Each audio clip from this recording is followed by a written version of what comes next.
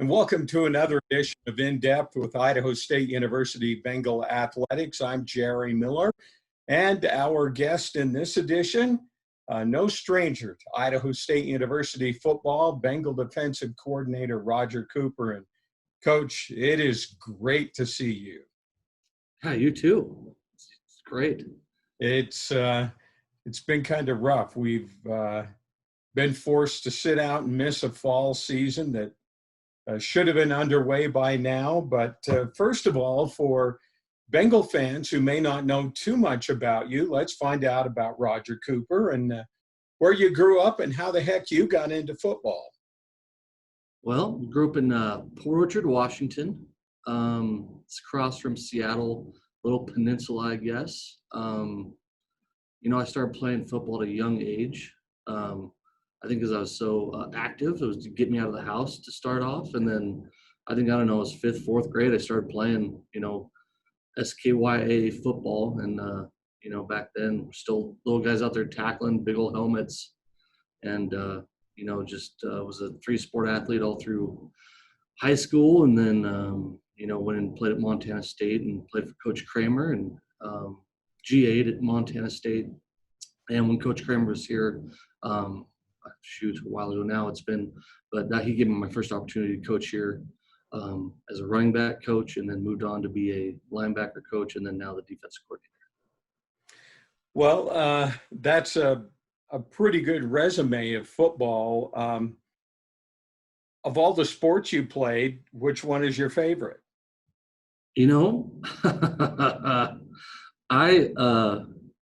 Football was my favorite.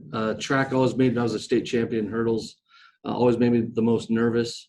Basketball was always the most fun because no one really expected anything from me, but I started and played. And so that was always the most fun for me, but didn't have a future in hoops.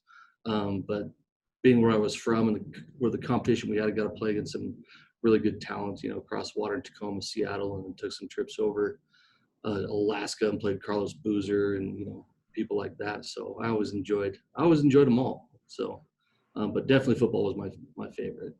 Well, you mentioned playing for Coach Kramer at Montana State. Talk about that experience of playing college football, and what is there about that experience that caused you to want to make a career out of this?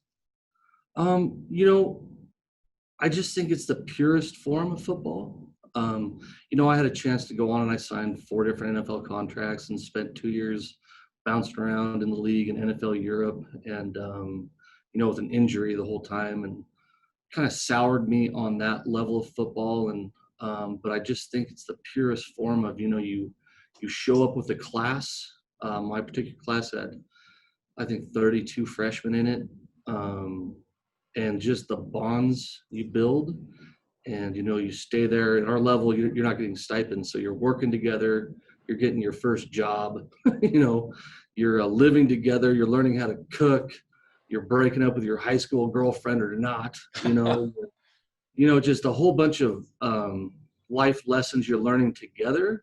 And then to put on top of that, you're working your tail off to get bigger, stronger, faster, so you can compete and win games in the big sky or whatever conference you're playing. It's just an amazing opportunity, something that, I'll always look back on and cherish. Especially we're able to do some special things, take a team that had struggled or a program that had struggled and go on and win some Big Sky championships and beat the Grizzlies and, stuff like that. So there's something magic about those 3 words, beat the Grizzlies, isn't there? Yeah, I married a Bozeman girl, and it was the second thing that Mike Wheeler mentioned to me. He's like, "You're going to beat the Grizzlies."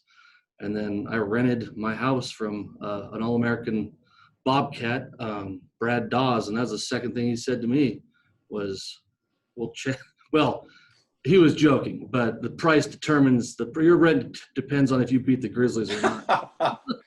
So, it was he was joking around, but it was, it's a big deal to people around that town, Well, it is to, I think, everybody in the Big Sky, but obviously not as much as it is to those in Bozeman and at Montana State.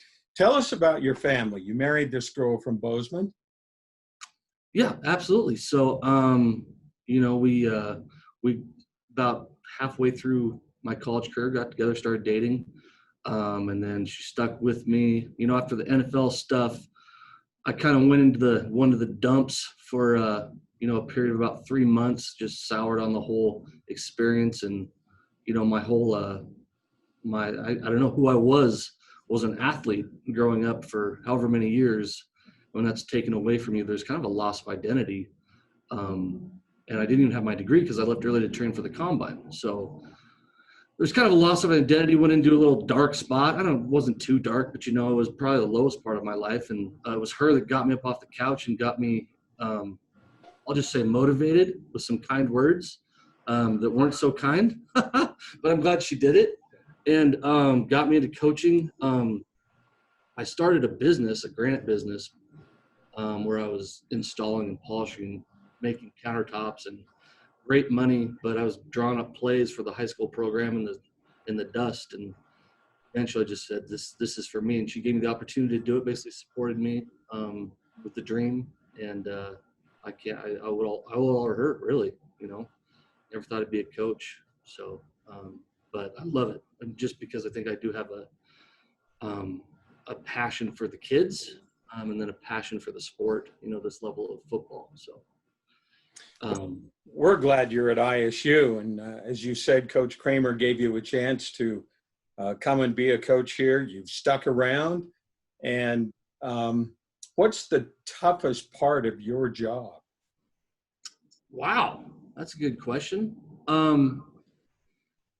You know, I would say the toughest part of my job, you know, and I'll just be frank, you know, we're somewhere in the middle. You know, I love the people of Idaho State. I love, you know, I love my job. I love this community. You know, our family's had some chances to leave here a few times, but we want to be successful here.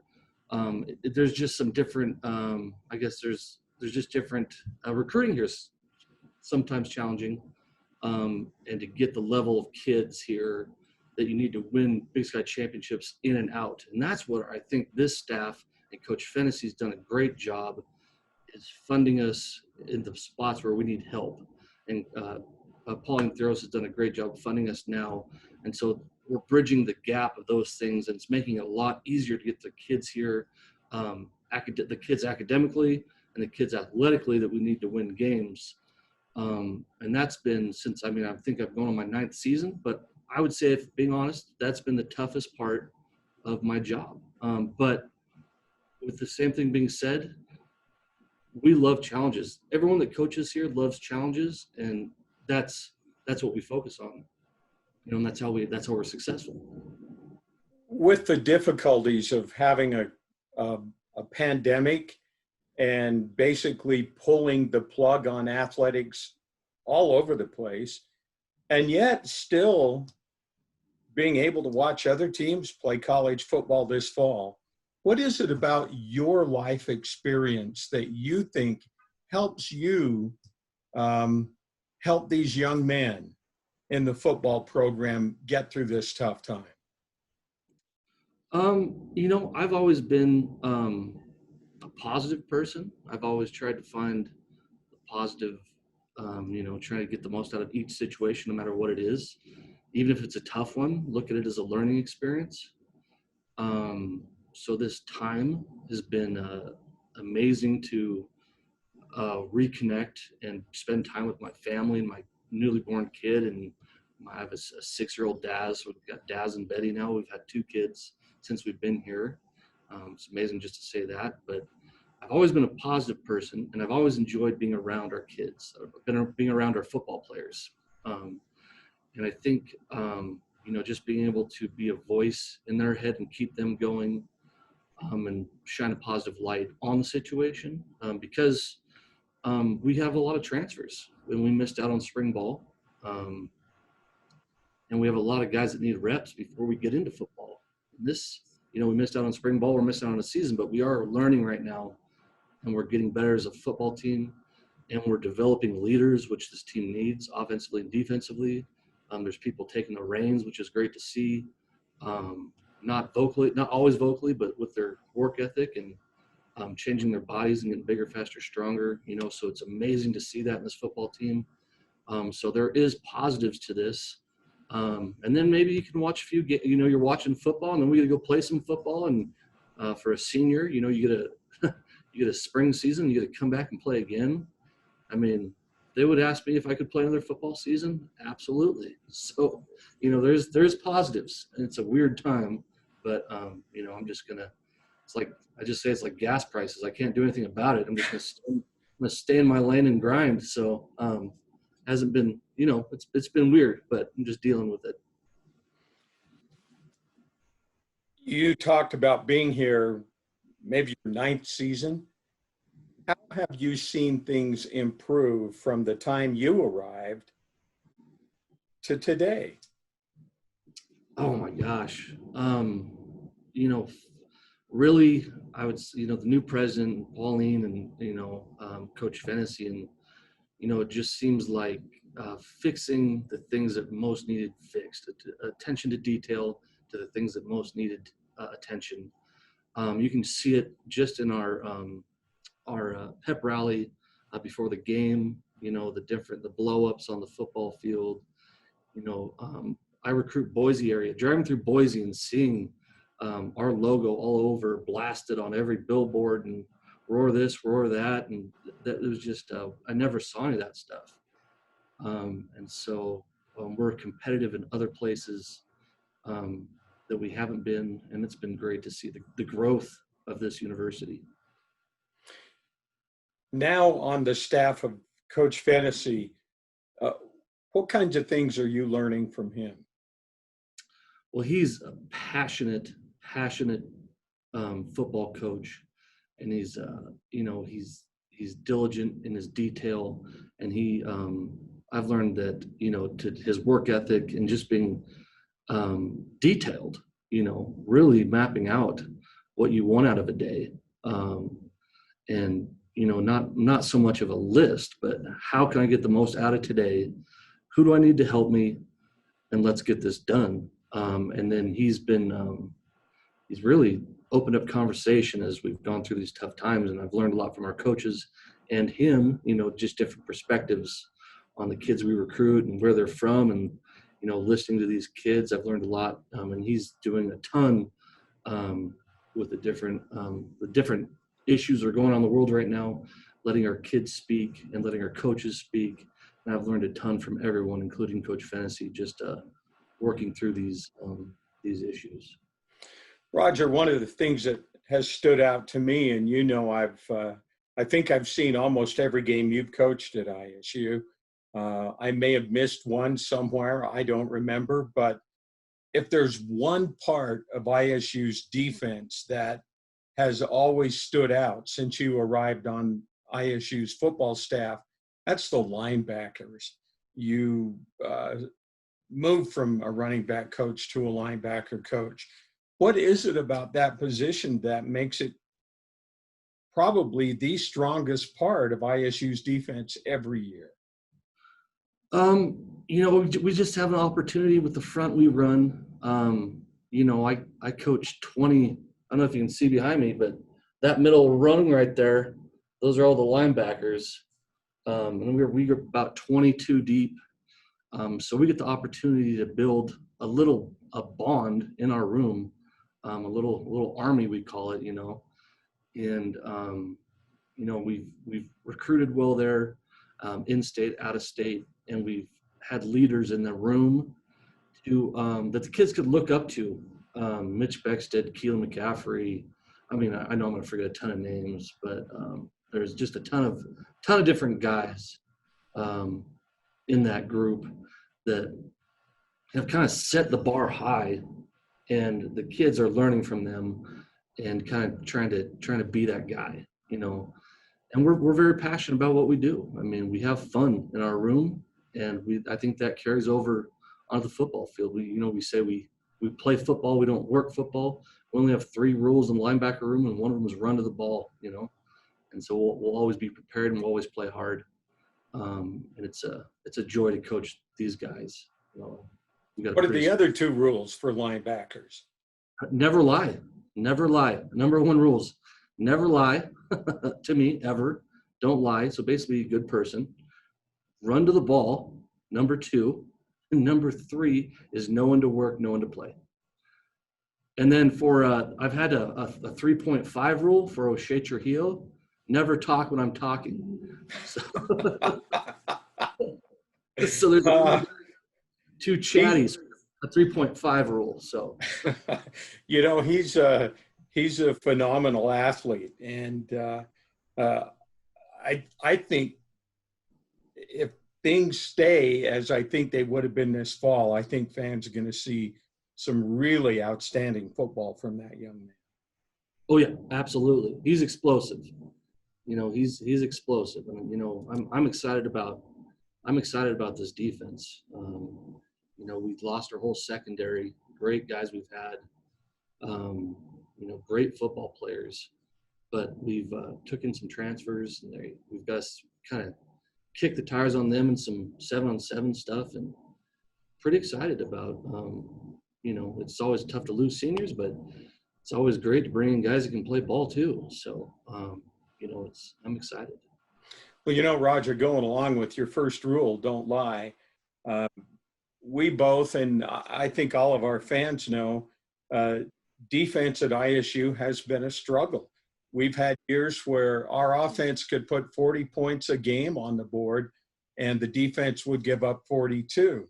And it's been tough to nail down the whole defense. You've had outstanding linebackers the whole time. But tell me about the other two parts, in the backfield and up front for the Bengals. How is your defense getting better every year, and what do you look forward to being at strength this coming season, and why? Absolutely. So Coach Fennessy gave me the opportunity to take over the defense. This will be my 3rd season. I was just the linebacker coach. We were last in the conference and everything. And so it's been our goal really to focus on getting better each year in every category. And we've got better. We were up to, I think we're 5th in stopping the run. We took a slide back last year after getting way better in pass defense, but I think we've acknowledged that, and we've dealt with it, because there's no use hiding from your problems, right? There's no use pretending like it's not there. So we've acknowledged that, we've dealt with it, and we've brought in more DBs. And really, the structure that was here before I got here, the depth in the secondary. You'd like to spread your money or your scholarships out evenly, but that's just not. You just can't do that with the way that the Big Sky is structured. The ball's going up, and you need some depth in the secondary and corner and safety.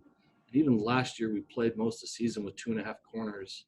And that was based on injury, so you can't always you can't choose where you're going to get injured. Last year we got injured at corner and really affected us, but we jumped up again as far as total defense, and we just know the style of offense that's been here at Idaho State is that it was an up tempo, throw the ball. So we know we're going to play a lot of reps, and so we try not to focus too much on points. But yards per play, because we know we'll be out there. We did a little breakdown of how many more plays we've played than, let's say, at Cal Poly. And at some points in the season, you're playing 3 more games, than another defense. And so we try and really focus on yards per play. And then we know that at some point there's going to be some points on the board. And with this offensive staff, we've opened it up starting last year, and to really have a full game plan as far as offense, defense, and special teams mending together, instead of everyone on their own agenda, and with Coach Ferreter, that's been great, because we have talked about what we're gonna have to do to win some games. The Eastern Washington game, we had some issues on offense as far as production, and defense were playing pretty well. And we were going to do a bend but don't break and force field goals, and they were going to try and pound the ball. And we had some injuries, but at halftime, we were within, 7 points or something. And, we just ran out of gas. But I mean, you can see some of these things carrying over to the game. I hope I answered your question. That was a long-winded. Sorry.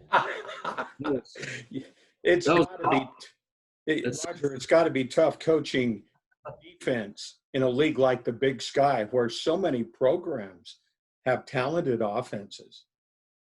Yeah, absolutely. But that, again, if it's a challenge, we love it. It'd be boring if if it was too easy, everyone would do it. So you do have to be creative on defense because there's a lot of good coaches and a lot of good offensive talent. And then just the different types. You see every type of offense in the Big Sky. You see every type. Montana State's really running the rock. Cal Poly's now switched out of the triple, but North Dakota's left, but they were a two back, and then you get to the Eastern Washington, UC Davis. UC Davis is out there playing basketball with their splits. It's just you see everything. It's amazing. But it's You're also going to see changes, I assume, at Northern Colorado. Absolutely, yeah. I've been thinking about them a lot. As far as their situation with COVID, and I hope they can get in the building and get their stuff going because we'll see different offense there as well. So, well, we're getting ready to wrap this up, Coach. Who've been the most important mentors in your life, whether it's football or not? Wow.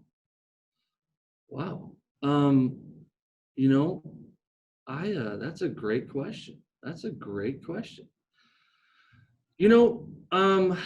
I would say, my high school football coach, DJ Sigurdsson, just the type of person he was. As far as a coach, there's different types of coaches. There's the yellers. You always see the strength coaches like smashing their heads on helmets and hitting each other with baseball. I always thought that stuff was weird. It's just not in my personality. And even with my linebackers, to raise my voice, they know I'm really upset if I'm going to raise my voice. And I've always looked at people that have earned my respect through their work ethic and the type of person they are, instead of beating their chest and screaming and yelling, because that stuff doesn't hit home for me. Pete Kwiatkowski, who was at Montana State and then went on to UW, and he's still there. The way he coached, along with Coach Kristoff, but the way they handled me, I transitioned from a running back into a linebacker. The first tackle I ever made was against UAB. It was Roddy White. First tackle I ever made. We had some scrimmages, and then all of a sudden they sent me on a blitz, and I'm running down a screen, and it was like the first tackle I ever made. I was just not a defensive player at that point, and the way they coached me, and I've always looked up to them and kind of used those guys as role models. Well, we're excited that you're still here at ISU and that you've decided to pass up opportunities to leave and go elsewhere. I know our players are. I know kids on the team who just think you're the greatest, and I believe that they're probably right about that. So I'm going to let you wrap this up by telling football fans at Idaho State University about what they have to look forward to with a spring season coming this year and why they should be excited about it. Yeah, and I think that's going to go back to what we've talked about funding the right things. So we were given the opportunity to recruit a huge class mid-year. So a quarterback, 2 tackles, 2 safeties, a corner, and then we got our freshman class here now that, we got some guys from Kentucky, some Northern California guys. We got some different looking guys in the building, and these transfers are going to play for us. They have to, and they're going to be here, and we're working with them every day. So when we get to the spring, we're going to see a great brand of ISU football. And anywhere where there was a need for an athlete, a student athlete, I think we did a great job of filling it. And I'm excited about the opportunity. This team needs to grow. The kids need to, as a team, not the coaches, they don't need to be led by us anymore. The team offensively and defensively and special teams wise, we need some leaders to rise up, and I'm watching it happen daily. And I think what we're going to put out there this spring is going to be great. I'm excited. I can't wait. I can't wait. Oh, we can't wait either. We want people to still go out there and buy their season tickets. Absolutely. Absolutely. Phil, there's nothing like Holt Arena when you get 10,000, 12,000 people in there. I mean, I've seen the ups and downs since I've been here, unfortunately. And, when you get that thing rocking, there's no other place like it. There's no other place in the Big Sky like it.